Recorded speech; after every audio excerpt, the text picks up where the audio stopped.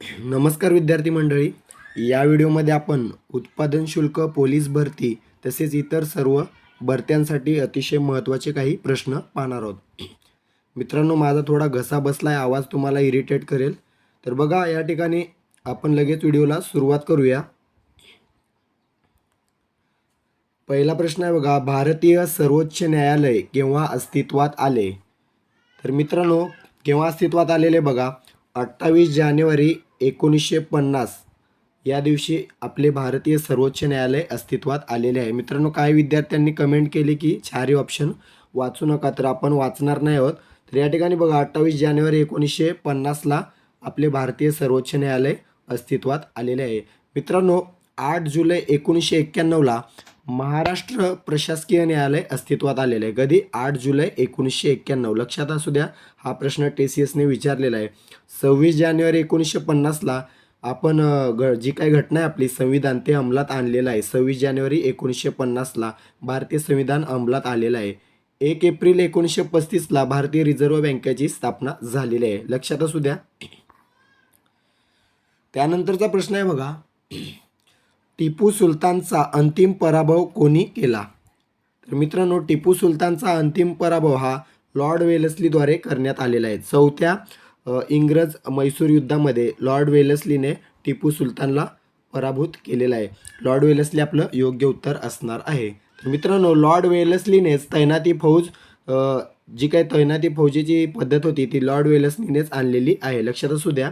त्यानंतर बघा, लॉर्ड डलहौसीने काय केलेलं आहे? तर मित्रांनो, रेल्वे पोस्ट तारायंत्राची सुरुवात जी काही केलेली आहे ती लॉर्ड डलहौसी यांनी केलेली आहे. तसेच मित्रांनो, संस्थाने खालसा धोरण हे देखील लॉर्ड डलहौसीने राबवलेले आहे. लॉर्ड कॅनिंगबद्दल मित्रांनो नेहमी प्रश्न विचारला जातो. लॉर्ड कॅनिंग हा भारताचा पहिला व्हॉइसरॉय आहे. लक्षात असू द्या, लॉर्ड कॅनिंग हा भारताचा पहिला व्हॉइसरॉय आहे. तसेच याने डलहौसीचे खालसा धोरण रद्द केलेले आहे. कोणी? लॉर्ड कॅनिंगने.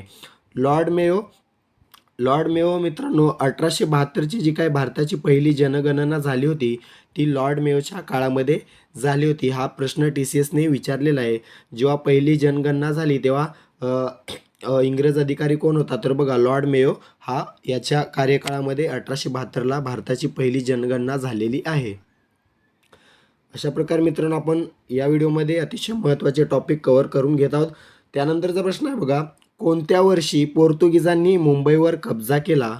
तर मित्रांनो, कोणत्या वर्षी केलेला आहे? 1534 या ठिकाणी योग्य उत्तर असणार आहे. पर्याय सी.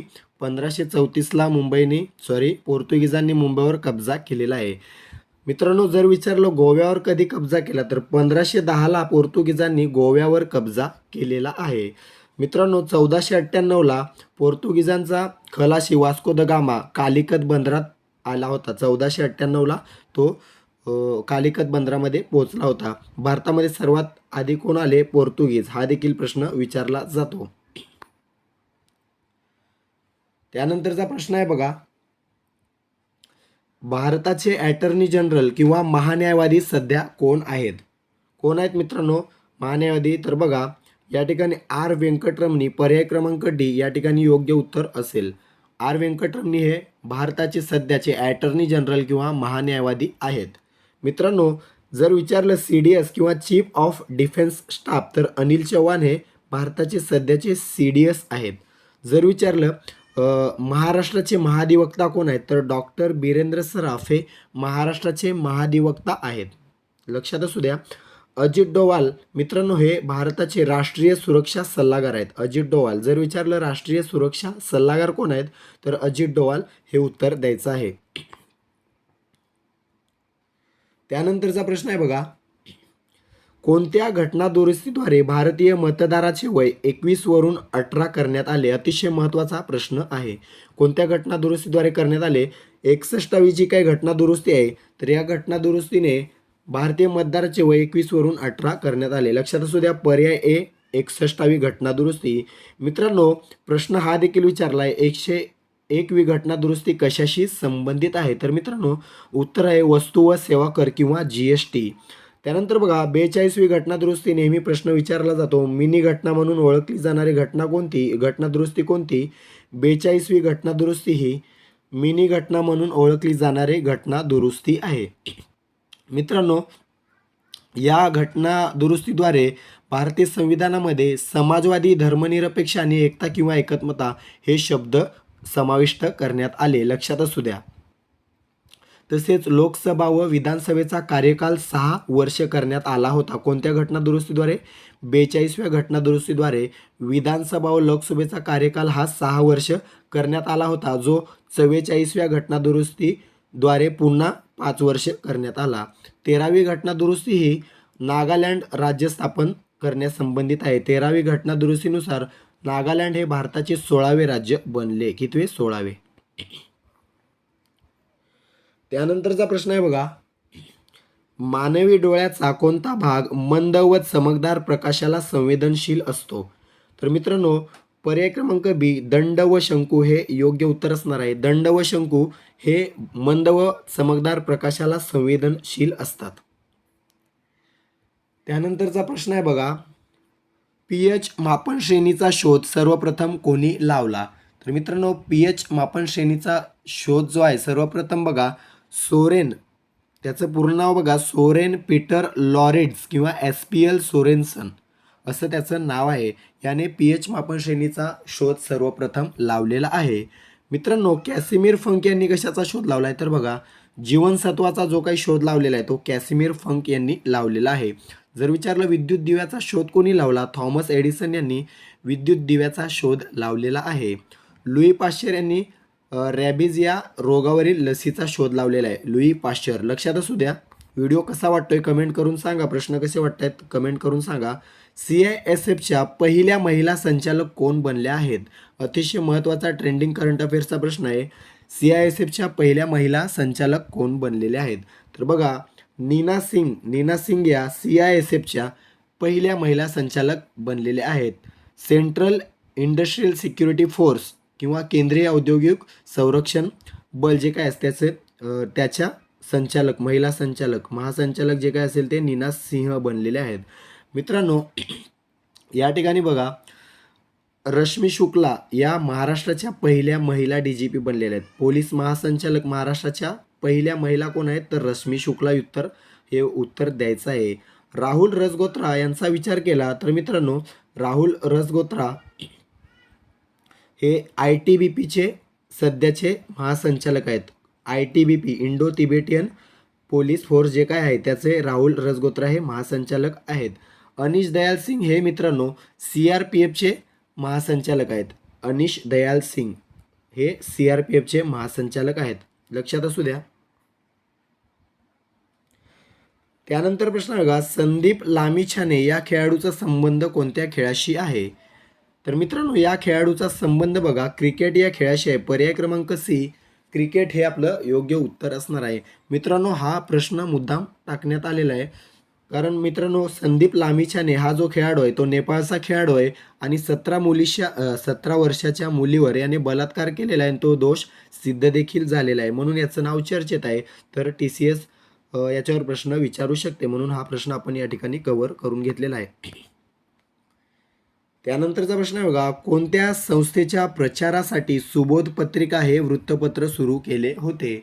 तर मित्रांनो, सुबोध पत्रिका हे जे वृत्तपत्र आहे ते बघा या ठिकाणी प्रार्थना समाजाच्या प्रचारासाठी सुरू करण्यात आलेले होते. प्रार्थना समाजाच्या प्रचारासाठी. तर मित्रांनो, प्रार्थना समाजाची स्थापना कोणी केली होती? आत्माराम पांडुरंग तर्खडकर. आत्माराम पांडुरंग तर्खडकर यांनी 31 मार्च 1867 मुंबई या ठिकाणी प्रार्थना समाजाची स्थापना केलेली आहे. मित्रांनो, या ठिकाणी ब्राह्मो समाजाची स्थापना कोणी केलेली आहे? तर मित्रांनो, ब्राह्मो समाजाची स्थापना राजा राममोहन रॉय यांनी कोलकाताला 20 ऑगस्ट 1828 केलेली आहे. सत्यशोधक समाजाची स्थापना सर्वांना माहीत असेल, महात्मा ज्योतिबा फुले यांनी पुणे या ठिकाणी 24 सप्टेंबर 1873 केलेली आहे. सार्वजनिक सभेची स्थापना कोणी केली ते तुम्ही मला कमेंट करून सांगायचं आहे. सार्वजनिक सभेची स्थापना कोणी केलेली आहे ते मला कमेंट करून सांगायचं आहे.